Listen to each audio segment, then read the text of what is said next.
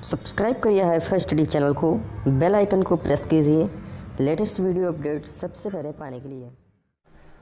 Hello friends, welcome back HiFi Study changing the way of education. तो भाई जितने भी साथी हैं सभी साथियों ने होली को अच्छे से सेलिब्रेट किया है, मज़े के साथ होली मनाया है।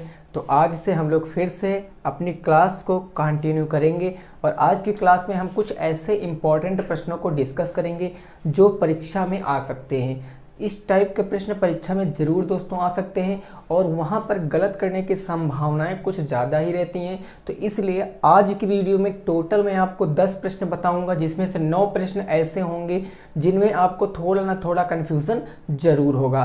तो जिनका भी कन्फ्यूज़न है वो सभी कन्फ्यूज़न यहाँ से दूर हो जाएंगे। बस आप बने रहना निरंतर इस क्लास में, अंत तक वीडियो को वॉच करना, पसंद आने पर वीडियो को लाइक करना और अगर नए हो चैनल पे तो चैनल को भी सब्सक्राइब अवश्य कर लेना। तो शुरुआत करेंगे दोस्तों पहले क्वेश्चन से। पहला क्वेश्चन बोर्ड के ऊपर लिखा है, आप लोग देख सकते हो कि x square plus 7x plus 12 को पूर्ण वर्ग बनाकर हल करो। इस प्रश्न को पूर्ण वर्ग बनाकर हल करना है। यह आपका क्या है? तो यह आपका एक द्विघात बहुपद है। ये आपका द्विघात बहुपद है, ठीक है ना भाई। तो इस क्वेश्चन को जल्दी से भाई सभी साथी सॉल्व करेंगे और बताएंगे आंसर क्या आएगा। पूर्ण वर्ग के ऊपर मैंने टोटल आपको 4 या 5 क्वेश्चन अभी तक कराए हैं। तो आज भी हम इस पे 2 क्वेश्चन करेंगे। अच्छे क्वेश्चन होंगे, प्यारे क्वेश्चन होंगे और समझ में आपको जरूर आएगा, बस आप बने रहना। तो देखो, हमने बताया था जब कभी पूर्ण वर्ग बनाने की बात करेगा, जब कभी पूर्ण वर्ग बनाने की बात करेगा तो हुआ यहाँ पर होता क्या है, जब ऐसा क्वेश्चन आएगा तो आपको देखना है x का गुणांक क्या है। x का गुणांक यहाँ पर दोस्तों समझो जरा, यहाँ पर हम आपसे पूछें गुणांक, एक शब्द आया गुणांक, ठीक है ना, ये आ गया गुणांक। तो ये गुणांक का मतलब क्या होता है? गुणा। और किसका गुणांक? तो x का गुणांक। अगर मैं पूछूं कि x का गुणांक कितना है तो x के सटे में कौन सा अंक है? 7 है ना। तो x का गुणांक क्या हो जाएगा? 7 हो जाएगा। अगर मैं x स्क्वायर का गुणांक पूछ लूं, अभी यही मैं आपसे x स्क्वायर का गुणांक पूछूं, x स्क्वायर का गुणांक क्या होगा? तो x स्क्वायर का गुणांक कुछ नहीं, मतलब क्या होगा सर? 1 होगा। x स्क्वायर का गुणांक 1 होगा, ठीक है ना भाई। तो गुणांक जरूर याद रखना। अगर गुणांक नहीं पता है तो आप समझ जाना, अगर x का कहेगा तो x में जो संख्या सटी है, नंबर की बात कर रहे हैं, वही x का गुणांक। अगर x स्क्वायर की बात करेगा तो x स्क्वायर में जो नंबर सटा है वो x स्क्वायर का गुणांक। यहाँ तक की बात समझ गए हो तो अब आगे की कहानी हम लोग समझते हैं। यहाँ पर आपको देखो क्या करना है, जो x का गुणांक है, ये जो x का गुणांक है, इस गुणांक को आपको क्या करना? स्क्वायर करना। मैंने फार्मूला भी बताया था कि x का गुणांक, ये मैंने आपको फार्मूला भी बताया था, x का गुणांक बटे 2 का होल स्क्वायर बताया था भाई कि नहीं बताया था? याद होगा। हो सकता है मैंने यहाँ पर a बताया हो तो a x m n कुछ भी हो सकता है। तो यहाँ पर x का गुणांक कितना है? 7। तो ये हो जाएगा 7/2 का होल स्क्वायर। भाई होगा कि नहीं होगा? होगा ना। 7 का स्क्वायर 49 और 2 का स्क्वायर 4। अब ये जो आपका आया है, ये जो आपका आया है, इसको एक बार आपको प्लस में लिखना है, एक बार आपको माइनस में लिखना है। और कहाँ पर लिखना है वो चीज़ समझो। यहाँ पर करना क्या है? एक्स स्क्वायर सबसे पहले लिखोगे, एक्स स्क्वायर। उसके बाद ये जो आपका आएगा भाई 49/4, इसको एक बार प्लस में अब लिखिए, अब एक बार माइनस में।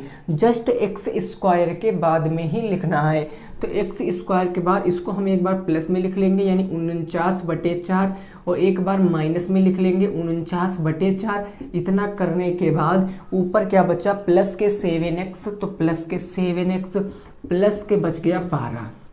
भाई साहब बच गया, यहाँ तक कोई प्रॉब्लम नहीं। अब देखो सर हम क्या करेंगे, यहाँ पर ये x का स्क्वायर है तो हम इसको x का होल स्क्वायर कह सकते हैं कि नहीं कह सकते हैं? भाई x का स्क्वायर मतलब x का होल स्क्वायर, प्लस ये 49/4 है तो हम इसको 7/2 का होल स्क्वायर कह सकते हैं। 7/2 का होल स्क्वायर कह सकते हैं कि नहीं कह सकते हैं? बिल्कुल सर कह सकते हैं, कोई दिक्कत नहीं। अब दोस्तों देखो, ये आपका बन गया a स्क्वायर प्लस के b स्क्वायर, बन गया ना, ए स्क्वायर प्लस के बी स्क्वायर। अब आपको लाना है प्लस के 2ab, क्योंकि मैंने एक सरसमिका भी आपको बताई थी कि आपको यहाँ पर ये सरसमिका याद रखना है, a प्लस बी के whole square is equal to A square plus B square plus के 2ab। तो ए स्क्वायर बी स्क्वायर तो हमने बना लिया ऑलरेडी, हमारा बन गया ए स्क्वायर बी स्क्वायर। और हमको लाना क्या है, हमको 2ab लाना है। तो 2 तो कंपलसरी रहने वाला है, रहेगा ना भाई साहब, 2 रहेगा। 2 मल्टीप्लाई ए कितना है, तो ए देखो x है, गुणे b कितना है 7/2 है, x है 7/2। तो अगर यहाँ पर x गुणे 7/2 लिखोगे, अगर 2 से 2 कैंसिल हो जाएगा तो क्या बचेगा, 7x ही तो बचेगा। बोलो भाई 7x ही तो बचेगा। तो यहाँ पर हम 2a आसानी से ला सकते हैं 2ab, यानी 2ab क्या हो जाएगा, ये 2ab हो जाएगा आपका 2। अगर यहाँ से मैं लिखूँ तो ये हो जाएगा 2 से 2 कैंसिल, बचेगा क्या आपका, केवल आपका 7x बच जाएगा, 7x। a square plus B square plus 2ab हो गया ना, हमारा 2ab हो गया ना। अब ये माइनस का 49/4 लिख लेंगे, तो माइनस का 49/4, ये बच गया प्लस के 12, बच गया ना। अब ये इतना जो मैं सर्किल में कर रहा हूँ इसको समझना भाई। ये इतने को मैं क्या लिख सकता हूँ, इतने को मैं यह भी तो लिख सकता हूँ x प्लस 7/2 का होल स्क्वायर, लिख सकता हूँ कि नहीं लिख सकता हूँ, x प्लस 7/2 का whole square, a square plus B square plus 2ab, यही तो आएगा। 49/4 प्लस 12, इसको सॉल्व कराओगे तो आंसर देखो क्या आएगा। पहले ये तो यहाँ पर माइनस लगा लीजिए, 49 हो जाएगा, ये 49 हो गया, और प्लस में कितना हो जाएगा, 12 चौके 48 हो जाएगा, यही तो हो जाएगा ना। अगर आप यहाँ पर 4 हर बराबर करोगे तो 12 चौका 48, 12 चौका 48, 1 चौके 4, यानी कितना प्लस के 48 बटे में नीचे कितना हो जाएगा, 4 हो जाएगा। ये बात आपकी समझ में आई कि नहीं आई? अगर आई है तो वेरी गुड, नहीं भी आई तो टेंशन वाली बात नहीं, बस समझते रहिए। नेक्स्ट अगले वाले क्वेश्चन में अच्छे से समझ जाओगी। अब इसको आप देखो, पहले इसको तो आप ऐसे लिख लीजिए, x प्लस 7/2 का होल स्क्वायर। तो अगर मैं यहाँ पर लिख लूँ x प्लस 7/2 का होल स्क्वायर हो गया, यहाँ पर कितना बच जाएगा, माइनस के 1/4 बच जाएगा। तो माइनस के 1/2 का होल स्क्वायर हम लोग कह सकते हैं। अब आप कहोगे सर आपने डायरेक्ट क्यों कर दिया, तो भाई एक स्टेप आप छोटा कर सकते हो। अगर आप इसको सॉल्व करोगे, इतने को सॉल्व करोगे, इतने को, तो इतने को सॉल्व करोगे माइनस का 1/4 आएगा। तो 1/4 को हम लोग क्या कह सकते हैं, 1/2 का होल स्क्वायर ही तो कह सकते हैं। बस सर हो गया काम। ए स्क्वायर माइनस बी स्क्वायर, तो फार्मूला क्या होता है, ए स्क्वायर माइनस बी स्क्वायर का फार्मूला, एक ब्रैकेट में ए प्लस बी, एक ब्रैकेट में ए माइनस बी, यही तो होता है। बस सर यहाँ से हम लगा लेंगे, कैसे लगा लेंगे, इसको एक बार प्लस में करेंगे, x प्लस 7/2 और प्लस के हो जाएगा 1/2, ये हो गया। और दूसरे ब्रैकेट में माइनस में कर देंगे, यानी x प्लस 7/2 माइनस के 1/2, ये हो जाएगा। तो आंसर क्या आएगा, यहाँ पर x प्लस, यहाँ पर देखो हर बराबर तो 7 8/2 हो जाएगा, 8/2 एक ब्रैकेट में और दूसरे ब्रैकेट में x, और ये हमारा हो जाएगा प्लस, ये कितना हो जाएगा 7 और 1 6, यानी 6/2 काट लीजिए, 2 चौके 8, 2 3 6, तो आंसर आएगा x प्लस के 4, x प्लस के 3, यही आपका आंसर। x प्लस के 4, x प्लस के 3, यही आपका क्या आ जाएगा, आंसर आ जाएगा। देखिए भाई, हो सकता है आपको पहला क्वेश्चन समझ में ना आया हो, और ऐसा क्वेश्चन पेपर में आया हुआ है, इसीलिए मैंने आपको ये बताना चाहा। मैंने शुरुआत में ही बताया था कि आज के जो क्वेश्चन होंगे थोड़े से अच्छे क्वेश्चन होंगे, बस कंसंट्रेशन के साथ आपको देखना है वीडियो को, समझ में जरूर आएगा। इस चीज़ को आप अच्छे से समझ पाए हो कि नहीं समझ पाए हो, एक बार कमेंट करके बताना। फिर से मैं एक बार रिपीट किए दे रहा हूँ। सबसे पहले आपको x के गुणांक बाई 2 का होल स्क्वायर करना है, जो आएगा उसको x स्क्वायर के बाद एक बार प्लस में एक बार माइनस में लिख लेना है। 49/4 आया तो एक बार प्लस में एक बार माइनस में लिख लिया। x स्क्वायर प्लस 7/2 का स्क्वायर, इन दोनों को मैंने a square plus B square plus 2ab बना लिया। A square plus B square plus 2ab, ये इतना बच गया। तो इतने को मैं x प्लस 7/2 का होल स्क्वायर कह सकता हूँ अकॉर्डिंग टू सरसनका, इस सरसनका के हिसाब से, है ना। प्लस 4, ये 48 और 49 घट गया तो माइनस का 1/4 बचता। माइनस का 1/4 को 1/2 का होल स्क्वायर। अब ये आपको पता है ए स्क्वायर माइनस बी स्क्वायर क्या होता है, ए प्लस बी ए माइनस बी। तो सॉल्व किया, आंसर आ गया x प्लस 4, x प्लस का 3, it will be right answer. तो आई होप आपको चीज़ें बिल्कुल क्लियरली समझ में आई होंगी, नोट कर सकते हो। नेक्स्ट दोस्तों बिल्कुल इसी टाइप का अगला क्वेश्चन देखेंगे, जल्दी से आप लोग इसको नोट कर लीजिए। ठीक है ना भाई, जल्दी से नोट कर लीजिए, फिर अगला क्वेश्चन बिल्कुल समझ में आ जाएगा आपकी, ऐसा कुछ नहीं होगा जो समझ में ना आए। ठीक है ना भाई, साफ कर रहे हैं इसको। नेक्स्ट अगला क्वेश्चन देखिए, बनाने का प्रयास करना क्वेश्चन को, नहीं बनेगा तो मैं जरूर बताऊंगा, बस आप थोड़ा सा समझ लीजिए, ऐसे क्वेश्चन आएंगे पेपर में, है ना।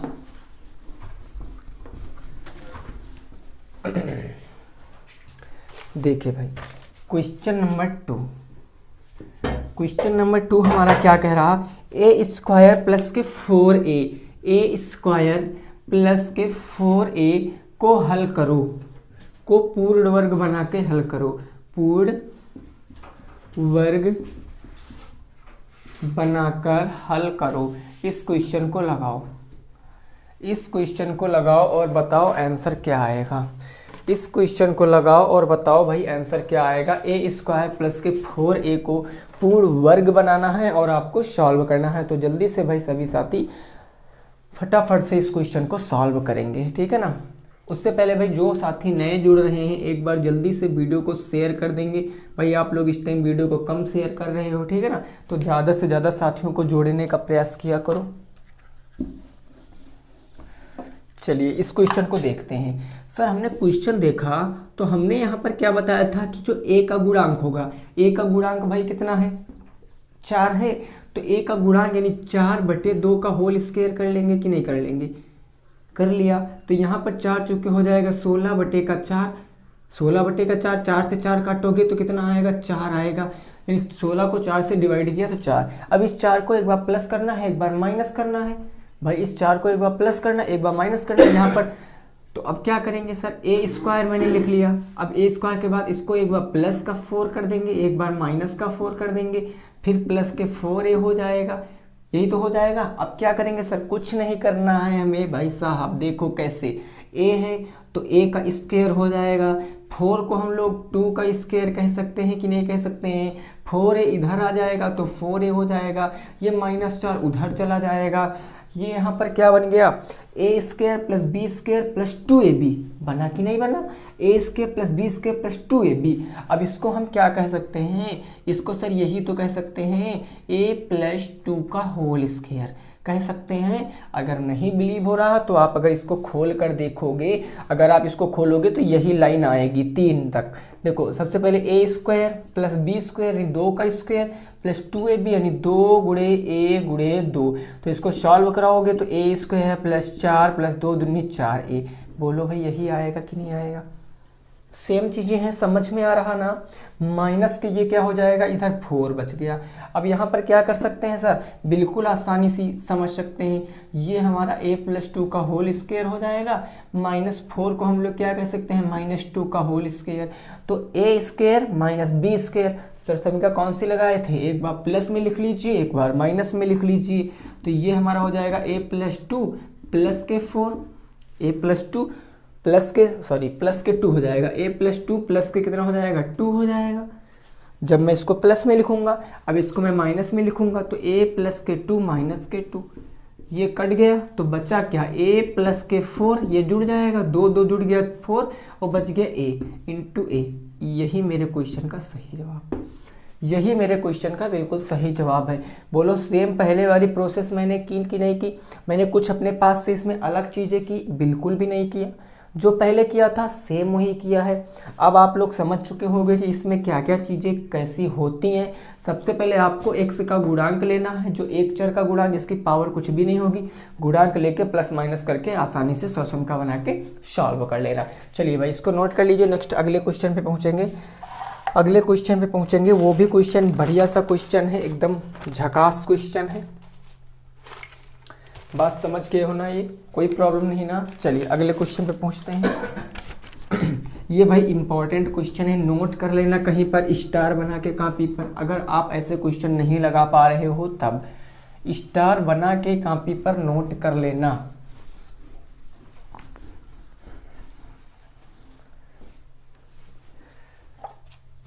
क्वेश्चन नंबर 3, प्रश्न संख्या कौन सी हो जाएगी सर, 3 हो जाएगी।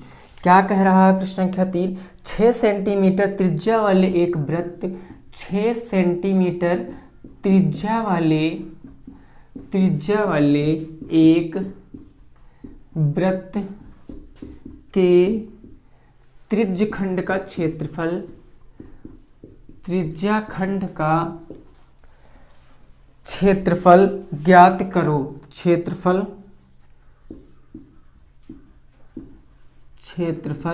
ज्ञात करो, क्षेत्रफल ज्ञात करो। और क्या दिया गया है भाई, क्षेत्रफल ज्ञात करो यदि थीटा बराबर 60 हो, यदि थीटा बराबर 60 अंश हो। इस क्वेश्चन को लगाओ, इस क्वेश्चन को लगाओ, जल्दी से बताओ आंसर क्या आएगा। लगाओ और भाई बताओ आंसर क्या आएगा। एक त्रिज्या, इस 6 सेंटीमीटर त्रिज्या का एक वृत्त है, उस वृत्त के त्रिज्या खंड का क्षेत्रफल आपको ज्ञात करना है। यदि थीटा बराबर 60 डिग्री हो तो, थीटा बराबर 60 डिग्री हो तो हमने आपको बताया था त्रिज्य खंड का क्षेत्रफल क्या होता है। बिल्कुल आसान होता है, हमने फार्मूला आपको रीड नहीं कराया था, रटाया नहीं था, मैंने बताया था सिर्फ लॉजिकली समझ लेना, बस वो चीज़ आपको आसानी से समझ में आ जाएगी। यहाँ पर दोस्तों अगर मैं वृत्त का क्षेत्रफल पूछूं तो आपका वृत्त का क्षेत्रफल क्या होता है, पाई आर स्क्वायर होता है ना। वृत्त का क्षेत्रफल पाई आर स्क्वायर, इसी में गुणा कर देंगे हम लोग थीटा बटे 360 का, और जो आएगा वही होता है आपका त्रिज्य खंड का क्षेत्रफल। त्रिज्य खंड का क्षेत्रफल बताओ, इतने में क्या आपको कोई दिक्कत है भाई, परेशानी है? नहीं है ना। क्या है सर, बिल्कुल आसानी से लगा लेंगे। थीटा का मान कितना दिया गया 60, तो 60 बटे का 360 हो जाएगा, गुणे पाई आर का मान होता है 22 बटे में 7, गुणे रेडियस कितनी है 6, तो 6 यहाँ पर 6 का स्क्वायर सीधे 36 भी लिख सकते हैं, क्योंकि रेडियस 6 है तो आर का स्क्वायर करेंगे मतलब 36 करेंगे। 0 से 0 6 कम 6 6 चाह के 36 हो गया ना। तो यहाँ पर देखो बचा क्या हमारा, ये बच गया 1 बटे में 6, या सीधे हम इसको कह सकते हैं, हाँ चलिए ठीक है, 1 बटे 6 गुणे 22 बटे में 7 गुणे का 36, गुणे में 36।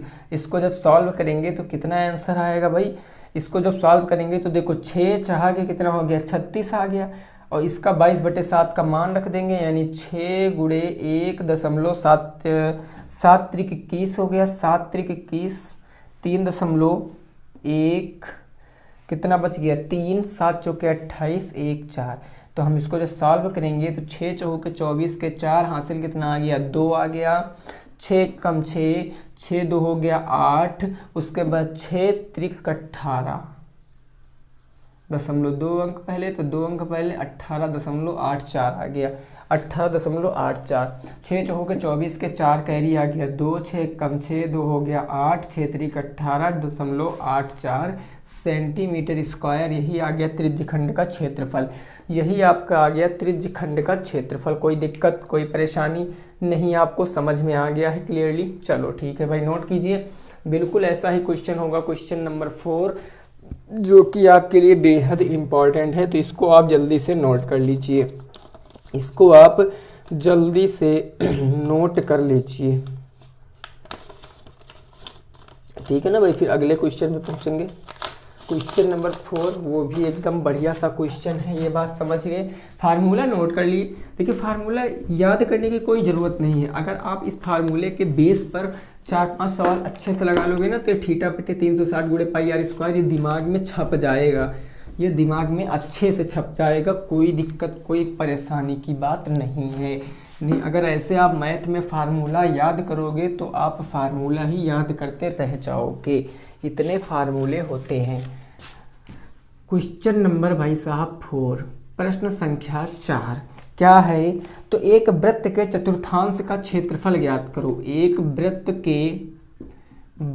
के चतुर्थांश का क्षेत्रफल आपको ज्ञात करना है, चतुर्थांश का क्षेत्रफल ज्ञात करो। आगे क्वेश्चन में क्या दिया गया है भाई, जिसकी परिधि 22 सेंटीमीटर है, जिसकी परिधि 22 सेंटीमीटर है, जिसकी परिधि 22 सेंटीमीटर है। चलिए भाई साहब खतरनाक लगाइए भाई साहब, खतरनाक तरीके से। चतुर्थांश का मतलब आप लोग जानते होंगे क्या होता है अच्छे से समझते होगे इस चीज़ को, इतना तो मैं उम्मीद जरूर लगाए बैठा हूँ।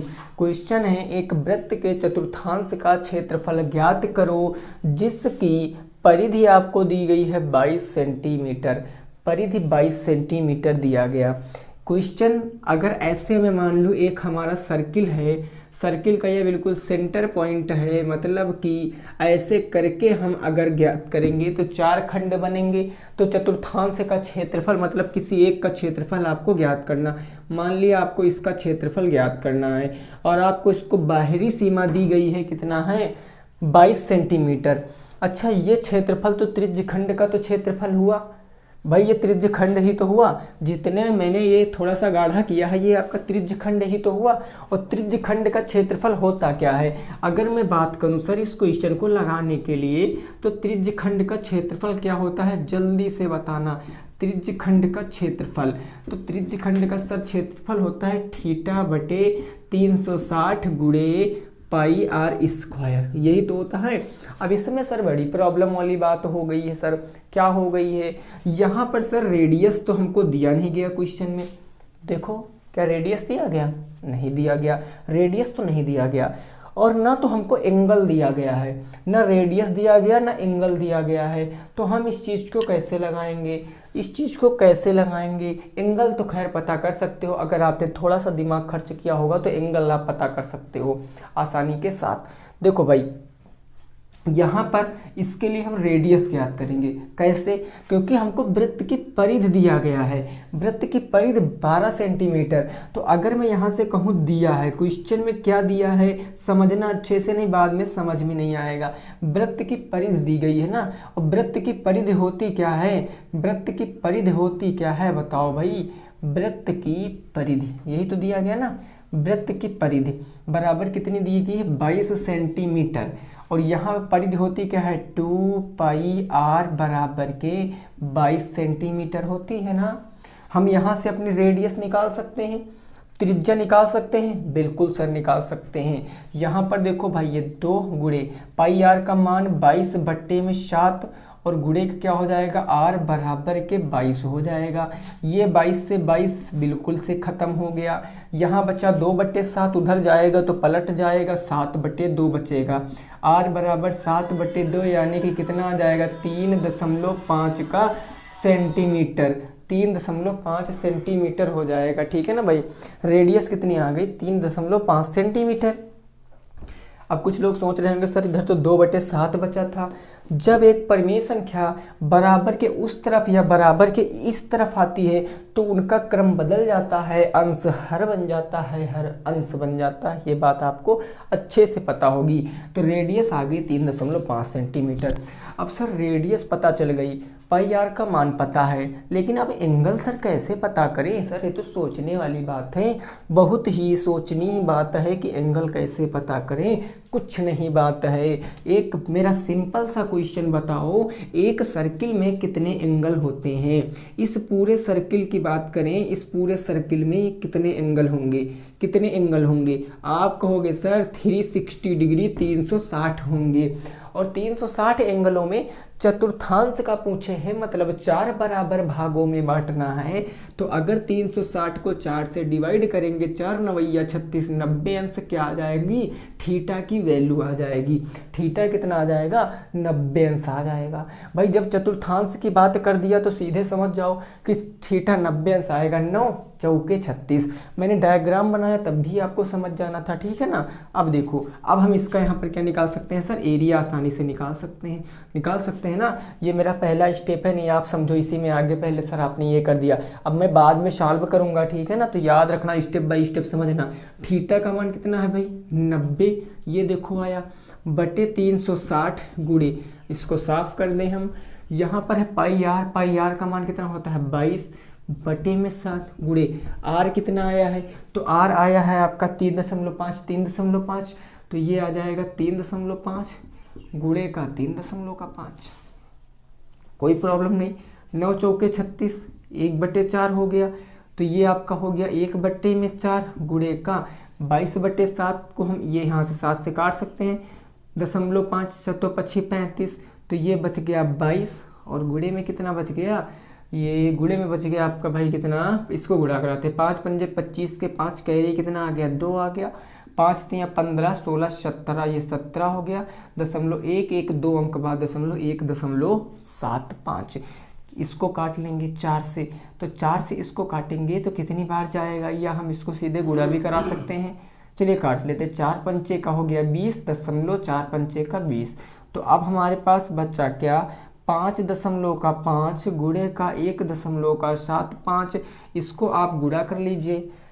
आसान है गुणा करना, दशमलव भूल जाइए कुछ समय के लिए कि दशमलव है, बिना दशमलव के गुणा कर ला लीजिए। 175 गुणे का 55, 5 पंजे 25 के 5 2 आ गया, 5 सत्ते 35 36 37 3 आ गया भाई, 5 एक कम 5 3 8 हो गया, ये आ गया। तो इसको फिर से 5 7 और 8, 5 7 5 12 7 7 14 1 15 8 1 9, 9.7 5 12 के 2 7 7 14 15 16, 9.625 आंसर आएगा, 9.625 आंसर आपका आएगा। तो जितने भी आज साथियों का आंसर आ रहा था 9.625 सेंटीमीटर स्क्वायर, वो बिल्कुल परम सत्य है।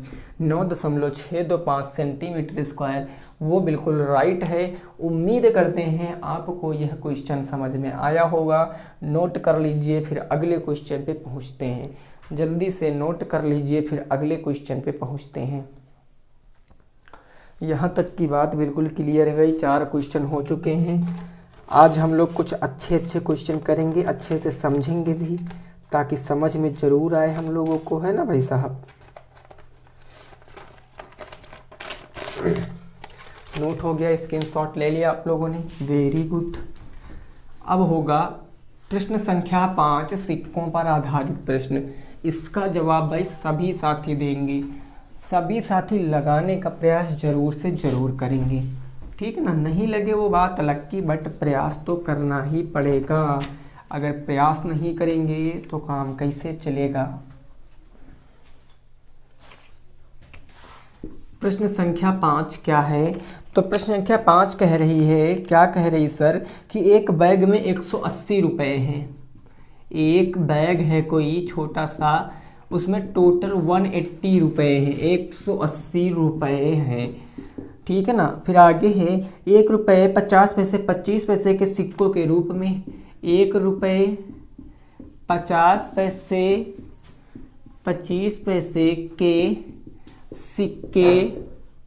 सिक्के जो हैं वो क्या है भाई, सिक्के 2:3:4 के अनुपात में है। सिक्के 2:3:4 के अनुपात में है, रेशियो में है, अनुपात में है। तो क्वेश्चन है तो क्या है भाई, 50 पैसे के सिक्कों की संख्या बताओ। 50 पैसे के सिक्कों की संख्या बताओ। सिक्कों की क्या बताना आपको, संख्या बतानी है, नंबर बताना है। लगाओ इस क्वेश्चन को, जल्दी से लगाओ भाई। अभी 5 क्वेश्चन हम लोगों को सॉल्व करने हैं, अभी 5 क्वेश्चन सॉल्व करने हैं। इस क्वेश्चन के बाद एक आपका कोई बैग है छोटा सा, जिसमें 180 रुपये हैं। उन रुपयों में जो सिक्के हैं वो 1 रुपये के हैं, 50 पैसे के हैं, 25 पैसे के हैं, जो 2:3:4 के अनुपात में है। तो आपको 50 पैसे के सिक्कों की संख्या बतानी है। मैंने आपको बिल्कुल आसानी से समझा बताया था, बिल्कुल एकदम आसान से लैंग्वेज में आपको बताया था कि इस तरीके के प्रश्नों को हम लोग अच्छे से सॉल्व कर सकते हैं। देखो कैसे, 1 रुपये का सिक्का है, अनुपात 50 पैसे का सिक्का है, अनुपात 25 पैसे का सिक्का है, यही तो है ना। 1 रुपये का मतलब 2 सिक्के हैं, 50 पैसे के 3 सिक्के हैं, 25 पैसे के 4 सिक्के हैं। अगर भाई साहब यहाँ पर मैं वैल्यू की बात करूँ, अगर मैं मूल्य की बात करता हूँ, मूल्य मतलब क्या होता है, वैल्यू की बात करता हूँ, तो कितने मूल्य के रुपए हैं। 1 रुपये के 2 सिक्के मतलब कितने रुपए, 2 रुपये, आरएस 2 आरएस, है ना भाई साहब। उसके बाद 50 पैसे के 3 रुपये, 3 मतलब 1.5 आरएस, 1.5 रुपये होंगे कि नहीं होंगे। 25 पैसे के 4 सिक्के मतलब कि 1 रुपया 1 आरएस। इन सभी को जोड़ लेंगे तो टोटल कितने रुपए आए, टोटल हमारे पास आए 2 1 3 1 4.5, 4.5 रुपये आए कि नहीं आए। और बैग में है टोटल कितने रुपए भाई, 180 रुपये हैं, टोटल 180 रुपये हैं। और यहाँ पर तो 4.5 रुपये हैं, बैग में 180 रुपये हैं लेकिन यहाँ 4.5 रुपये। तो दोनों को भाई बराबर दिखा देंगे क्योंकि भाई दोनों तो बैग में हैं। तो 45 बराबर के 4.5 बराबर 180, 4.5 बराबर 180, दशमलव हटा लिया और जीरो यहाँ पर सटा लिया। 45 दूना 90, 90 दूना कितना होता है 180। लेकिन हम लोग यहाँ पर छोटी सी डिजिट से काटना स्टार्ट करेंगे ताकि आपकी समझ में आए। 5 9 45 हो गया, 5 3 15 हो गया, 3 बचा, 5 छक्का 30, 360। 9 से काटेंगे, 9 चौके 36, 40। यानी कि 1 अनुपात बराबर कितना आया, 1 अनुपात बराबर के कितना आ गया, 40 आ गया। तो हमसे पूछा क्या था, हमसे 50 पैसे के सिक्कों की संख्या, और 50 पैसे के सिक्कों की संख्या कितनी है, 3 है। तो 3 है मतलब 4 गुणे 3। अगर मैं यहाँ पर लिख भी दूँ कि 50 पैसे के सिक्कों की संख्या क्या हो जाएगी, तो 40 गुणे का 3 बराबर के कितने, 120। 40 मल्टीप्लाई 3 यानी कि 120 सिक्के, it will be right answer. 120 सिक्के जिनका भी आ रहा था वो बिल्कुल सही जवाब है। 120 सिक्के जिनका आ रहा था वो बिल्कुल सही जवाब है भाई, नोट कर लीजिए। अगले क्वेश्चन में पहुंचते हैं, प्रश्न संख्या 6 पर। प्रश्न संख्या किस पर पहुंचते हैं, तो 6 पर पहुंचते हैं। ठीक है भाई, क्लियर हो गई यहाँ तक की बात। अब हम लोग देखेंगे प्रश्न संख्या 6।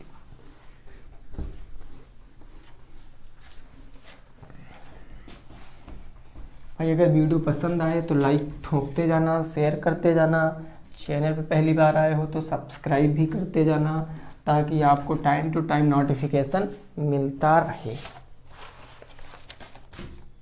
ये प्रश्न संख्या 6 बिल्कुल लल्लू टाइप का प्रश्न है। क्या कह रहा, किसी धन का सिंपल इंटरेस्ट की रेट से जो रेट है आपकी वो है 8%, और जो आपका टाइम है वो टाइम है आपका 3 वर्ष। उसके बाद भाई साहब अमाउंट आपका दिया गया 6900, अमाउंट आपको कितना दिया गया है 6944। क्वेश्चन है प्रिंसिपल आपको बताना है, प्रिंसिपल आपको बताना है, और हिंट दिया गया है सिंपल इंटरेस्ट की रेट है, सिंपल इंटरेस्ट की क्या है, रेट है। ये हिंट दिया गया। लगाओ इस प्रश्न को लगाओ। अगर लैंग्वेज में कहें इस प्रश्न को कैसे बनेगा तो ऐसे बनेगा, किस धन का साधारण ब्याज 8% की दर से 3 वर्ष में टोटल मिश्र धन 6944 रुपये हो जाएगा, वह धन आपको बताना है, ब्रैकेट में लिखा भी है कि किस चीज़ का खेल है इसमें, तो सिंपल इंटरेस्ट का खेल है। Simple interest is equal to होता क्या है, तो simple interest is equal to P into R into T divided by 100। यही तो होता है ना। हमको मूल धन बताना प्रिंसिपल। सपोज कर लेंगे, मान लेंगे, अगर इस क्वेश्चन में मैं लागू माना मेरा मूल धन क्या हो जाएगा, प्रिंसिपल 100। आप चाहो तो आप इसको 1 से भी मान कर लगा सकते हो, बट अगर हमको ये सब करना पड़ता है तो बहुत ज़्यादा प्रॉब्लम होती है, इसलिए हम सीधा 100 मान कर लगा लेते हैं। अगर मैं 100 मान कर लगाऊं तो सिंपल इंटरेस्ट की गणना करते हैं। प्रिंसिपल मैंने 100 माना है, रेट मेरे पास 8% है, टाइम मेरे पास 3 वर्ष का है, बटे का 100, 100 से 100 कैंसिल। सिंपल इंटरेस्ट कितना आ गया, SI, तो SI आ गया 24। SI कितना आ गया 24, 8 3 24 आ गया ना। अब अमाउंट मेरे को दिया गया है, अमाउंट दिया गया तो अमाउंट हम मानने से भी लिख लेते हैं। अमाउंट कितना आया है भाई, अमाउंट मैंने P 100 माना था, तो अमाउंट बराबर अगर मानेंगे यानी 24 में 100 जोड़ देंगे तो वो अमाउंट हो जाएगा कितना, 124 रुपया अमाउंट होगा। और ये आया किससे है, ये मानने से आया है, ये मानने से आया है ना भाई, मानने से।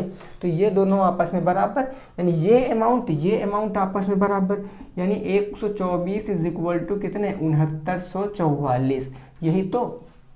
अब हमको 100 की वैल्यू निकालना क्योंकि प्रिंसिपल बताना, तो 100 बराबर क्या हो जाएगा, 100 बराबर 6944 बटे में 124 और गुणे में क्या हो जाएगा 100 हो जाएगा।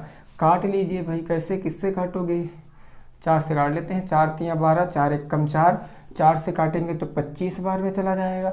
31 से काटते हैं तो 30 दूनी 60, यहाँ पर काटेंगे 31, 31 दूना कितना होता है भाई 62, 62 हो गया, कितना बच गया 62, 7 बच गया 74, 31 दूना हो गया 62, 31 दूना कितना हो गया 62।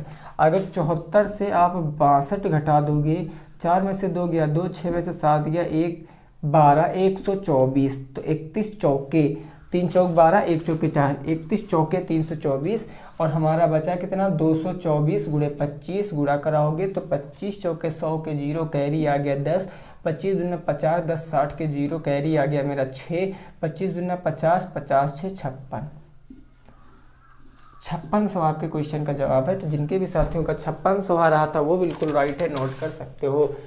5600 it will be right answer. I hope आपको चीज़ें बिल्कुल क्लियरली समझ में आई होंगी। जल्दी से नोट कर लीजिए, फिर अगले क्वेश्चन पे पहुंचते हैं, प्रश्न संख्या 7 पर। प्रश्न संख्या 7 पर पहुंचते हैं, कितने साथी उसको लगा पाते हैं वो चीज़ हम लोग देखते हैं। ठीक है ना भाई, कितना आ गया 5600 आ गया। अब जो होगा वो प्रश्न संख्या 7 होगा। ठीक है ना। देखिए कुछ लोग पता इस समय क्या सोचते हैं कि सर क्या आप प्रीवियस ईयर पेपर नहीं सॉल्व कराओगे, तो उनके दिमाग में बहुत सारे प्रश्न उठ रहे हैं। तो उनको मैं एकदम बात क्लियरली बता दूं कि अगर आप प्रीवियस ईयर के पेपर को खोल कर देखोगे तो ऐसा कोई प्रश्न नहीं होगा जो हमने सॉल्व नहीं कराया है। ठीक है ना। फिर भी जो बचे हैं वो मैं धीरे धीरे, अभी तो मैं एक्सपेक्टेड पेपर करा ही रहा हूँ, सब कुछ पढ़ा दूंगा, कुछ भी बाकी नहीं रखूंगा। बस भाई विश्वास रखना इसके ऊपर। ठीक है ना, विश्वास रखना बस। प्रश्न संख्या 7, क्वेश्चन नंबर 7 क्या है, log 8 की पावर 3, log 8 की पावर 3 प्लस के 1/2 log 8 25, उसके बाद बराबर log 8x। तो x का मान बताओ, x का मान बताओ। बिल्कुल ही सिंपल क्वेश्चन है, जल्दी से लगाइए, जल्दी से लगाइए इस क्वेश्चन को। लॉग के हमने 2 प्रश्नों को लिया है। बहुत से लोग कमेंट कर रहे थे कि सर लॉग के प्रश्न कराइए, तो बताइए जल्दी से इसका आंसर क्या आएगा। log 8 की पावर 3 प्लस 1/2 log 8 की पावर 25 बराबर log 8 की पावर x। तो x का आपको मान बताना है, x का मान बताना है। भाई देखो हमने एक बात बताई थी, क्या बताई थी, अगर बेस बराबर हैं, अगर बेस बराबर हैं तो काम बहुत आसान होता। आप सब स्थानों पर देखोगे यहाँ पर 8 है, यहाँ पर 8 है, यहाँ पर 8 है, सभी बेस बराबर हैं। जब बेस बराबर है तो सवाल देखो कैसे आंखों ही आंखों में सॉल्व हो जाएगा। ये हम यहाँ पर सिंपल लिख लेते हैं log 8 टू द पावर 3, यही तो लिख लेते हैं, प्लस 1/2 जाएगा तो 25 की पावर में बदल जाएगा, यानी log 8 25 की पावर कितनी आ जाएगी 1/2 आ जाएगा, बराबर ये आपका इस तरफ बच गया log 8 to the power x बच गया ना।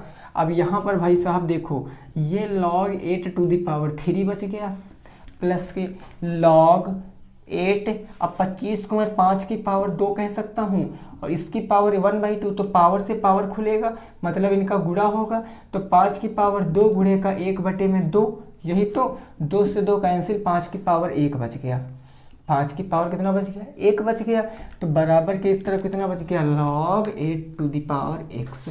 अब देखो, अब मैंने एक फार्मूला बताया था आपको कि log m मल्टीप्लाई n अगर लिखा है तो उसका मतलब log m प्लस के log n होता है ना। तो यहाँ पर मैंने बताया था कहीं कहीं रिवर्स ऑर्डर में भी हमको वर्क करना पड़ेगा।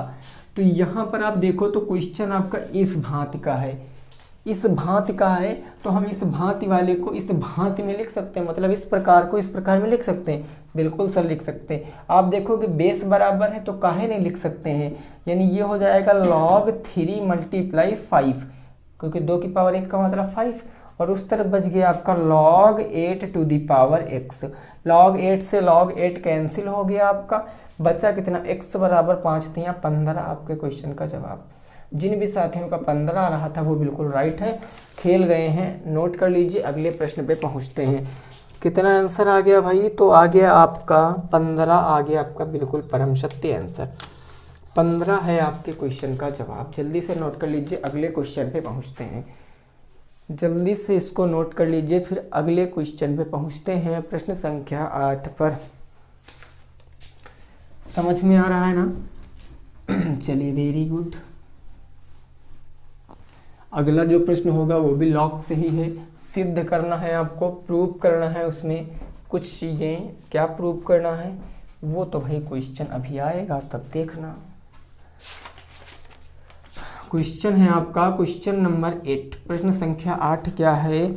तो कुछ इस प्रकार है, log x प्लस वाई यदि log x plus log y, log x plus log y बराबर log x प्लस में y हो, बराबर log x प्लस y हो,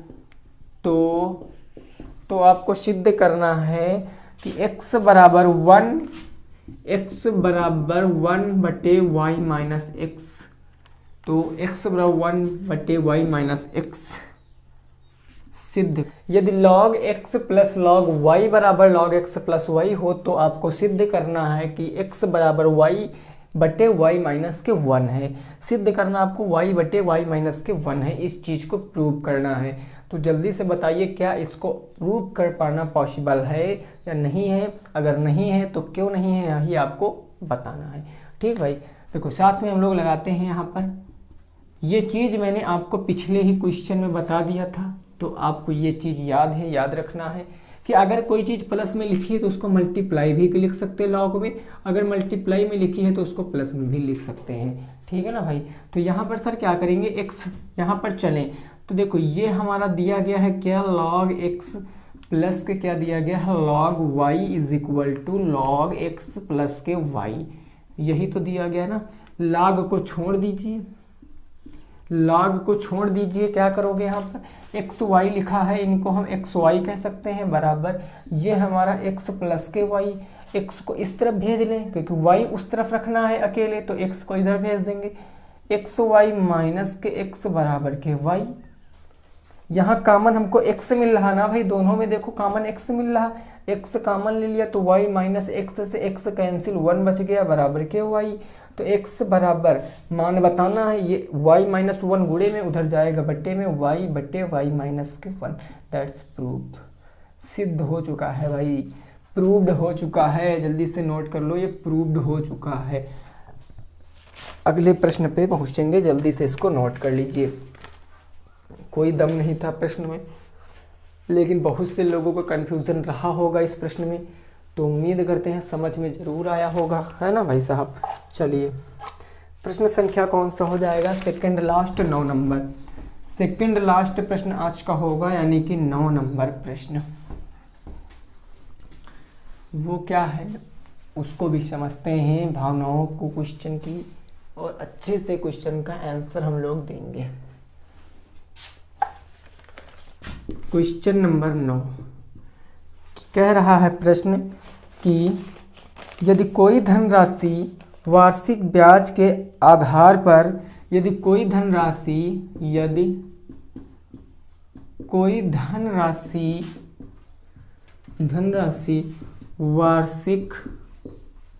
वार्षिक ब्याज के आधार पर, वार्षिक ब्याज के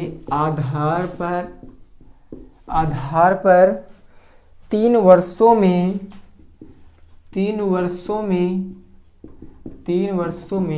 CI जोड़कर, यानी कंपाउंड इंटरेस्ट जोड़कर कितनी हो जाती है, 3 सही 3/8 गुनी हो जाती है, 3 सही 3/8 गुनी हो जाती है, गुनी हो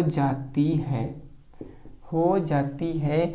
तो प्रश्न है, तो ब्याज की दर बताओ, तो ब्याज की दर बताओ, रेट ऑफ इंटरेस्ट आपको बताना है, ब्याज की दर आपको बताना है, तो जल्दी से बताओ। ठीक है ना। ये CI है भाई, CI यानी कंपाउंड इंटरेस्ट जोड़कर, चक्रवृद्धि ब्याज जोड़कर जो है वो 3 सही 3/8 गुनी हो जाती है। तो इंटरेस्ट ऑफ रेट बताओ, रेट का इंटरेस्ट क्या है वही आपको बताना है, ब्याज की दर क्या है वही आपको बताना है। तो जल्दी से बताइए इस क्वेश्चन का आंसर।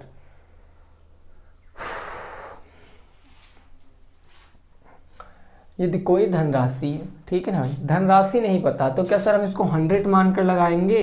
बिल्कुल नहीं लगाएंगे दोस्त। क्यों नहीं लगाएंगे, जरा एक बात समझो। ये जो 3 सही 3/8 लिखा है, मतलब 8 त्रिक 24, 3 27/8 लिखा है कि नहीं लिखा है? 27/8 लिखा है कि नहीं लिखा है? 8 त्रिक 24, 3 27/8 लिखा है ना। तो कह रहा है कि कंपाउंड इंटरेस्ट जोड़कर, मतलब कि क्या, ब्याज किस धन में जुड़ा हुआ होता है? मिश्र धन यानी किसमें? अमाउंट में। किसमें? अमाउंट में। मिश्र धन यानी किसमें भाई? अमाउंट में ही तो जुड़ा रहेगा। तो जब अमाउंट में जुड़ा है तो ये अमाउंट हो गया, ऊपर वाला अमाउंट नीचे वाला प्रिंसिपल।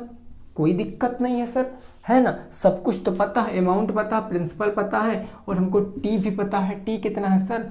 टी देखो भाई कितना है, 3 वर्ष। तो टी 3 वर्ष, तो हम रेट बराबर नहीं निकाल सकते हैं, सब कुछ पता है। निकाल लीजिए। ए बराबर पी यानी 27, पी कितना है 8, ए बराबर पी 1 प्लस रेट बताना है 100 की पावर 3 हो जाएगा। बिल्कुल आसान सा क्वेश्चन था। 27/8 गुणे में इधर आएगा, बटे में बराबर के इस तरफ बच गया 1 प्लस रेट बटे 100 की पावर 3। बेस बराबर कर, ये पावरें बराबर कर लें तो बेस तो अपने आप ही बराबर हो जाएंगे। होंगे कि नहीं होंगे भाई साहब? होंगे ना।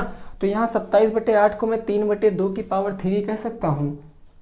3/2 की पावर 3 कह सकता हूँ कि नहीं कह सकता हूँ? 3 त्रिक 9 त्रिक 27, 2 दूनी 4 दूनी 8 होगा ना। इधर बचा 1 प्लस r/100, 1 प्लस r/100 की पावर 3। 3 से 3 कैंसिल, ये आ गया 3/2, ये प्लस में आएगा माइनस में बराबर इस तरफ बच गया r/100। 2 एक कम 2, 3 में से 2 जाएगा तो 1/2 बच जाएगा। 1/2 बराबर के r/100, 2 से काटेंगे 50 बार में, r बराबर के 50% आपके क्वेश्चन का जवाब। 50% आपके क्वेश्चन का जवाब भाई नोट कर लीजिए। 50% it will be right answer. 50% क्या हो जाएगा? आपके क्वेश्चन का बिल्कुल सही जवाब हो जाएगा। अब पहुंचेंगे लास्ट प्रश्न पर, प्रश्न संख्या 10 पर। प्रश्न संख्या 10 पर पहुंचेंगे, क्या है उसको भी समझते हैं। बात क्लियर भाई? साफ कर दिया जाए? जी सर। चलिए भाई जो भी साथी वीडियो जिनको पसंद आई है तो वीडियो को लाइक करना, दोस्तों के संग भी शेयर करना, कि शेयर करना आपका कर्तव्य है, पढ़ाना मेरा कर्तव्य है। तो आप अपना कर्तव्य पूरा करिए, मैं अपना कर्तव्य पूरा करूंगा। लास्ट प्रश्न क्या है? एक घनाभ की क्या है? घनाभ की क्या दिया गया है भाई? एक घनाभ की लेंथ, ब्रेथ और हाइट दिया गया है। एक घनाभ की लेंथ कितनी है भाई? तो लेंथ है आपकी 2 मीटर, ब्रेथ है आपकी 3 मीटर और हाइट है आपकी 40 सेंटीमीटर हो। तो घनाभ है ना, घन नहीं है। तो घनाभ का संपूर्ण पृष्ठीय क्षेत्रफल सेंटीमीटर क्यूब में बताओ। घन सेंटीमीटर में बताओ। घन सेंटीमीटर में बताना है आपको, ठीक है ना भाई? चलो जल्दी से बताओ इसका राइट आंसर क्या आएगा।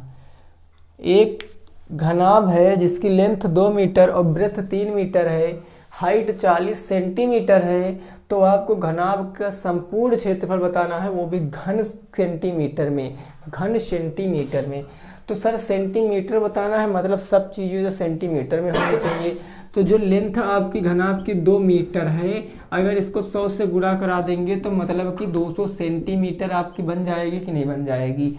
ये जो आपका क्या है भाई साहब, ब्रेथ जो दिया गया है 3 मीटर, इसको 100 से मल्टीप्लाई कराएंगे मतलब कि 300 सेंटीमीटर बन जाएगी ना। और हाइट तो ऑलरेडी 40 सेंटीमीटर दिया गया। तो चूंकि संपूर्ण पृष्ठीय क्षेत्रफल क्या होता है घन का, संपूर्ण पृष्ठीय क्षेत्रफल क्या होता है, L into B into H, यही होता है। बोलो यही होता है कि कोई और होता है? ये बिल्कुल भी नहीं होता है सर। तो क्या होता है 2LB प्लस के BH प्लस के HL। जो इससे पहले मैंने लिखा था वो आयतन था, वो घनाभ का आयतन था, याद रखना। तो यहाँ पर 2 ब्रैकेट में LB, L कितना है, L है 200, 2 3 6, ये हो जाएगा 600। भाई कितना हो जाएगा 200 और आपका कितना हो जाएगा 300। तो 2 3 6 और 2 जीरो मिलकर कितने जीरो हो जाएंगे, 4 जीरो, यानी कि कितना हो जाएगा 60,000 हो जाएगा भाई, 60,000 हो जाएगा। क्योंकि अगर आप सिंपल से समझ लीजिए लॉजिक, अगर 2 का 3 से गुणा कराते 2 3 6, बी कितना है मेरा 300 और एच कितना है मेरा, एच है आपका देखो वहां पर कितना है 40। तो 4 3 कितना हो गया 12, 4 3 12, ये हो गया 12, 2 जीरो यहाँ के 1 जीरो यहाँ के, तो ये हो गया 12,000 प्लस के HL। तो HL कितना हो जाएगा, H है आपका 4 और L है आपका 2, तो 4 दूनी 8, ये 8,000 हो जाएगा। तो ये आपका हो गया 8,000।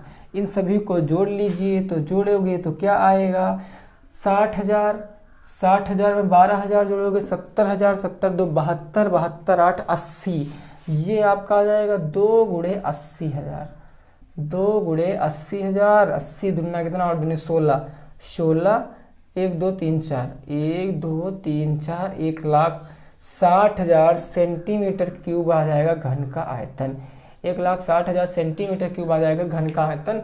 मल्टीप्लाई करके भाई चेक कर लेना, अगर कहीं कोई मिस्टेक हुई हो तो आप फार्मूला यही लगेगा, मल्टीप्लाई करा के खुद से चेक करा सकते हो, ठीक है ना।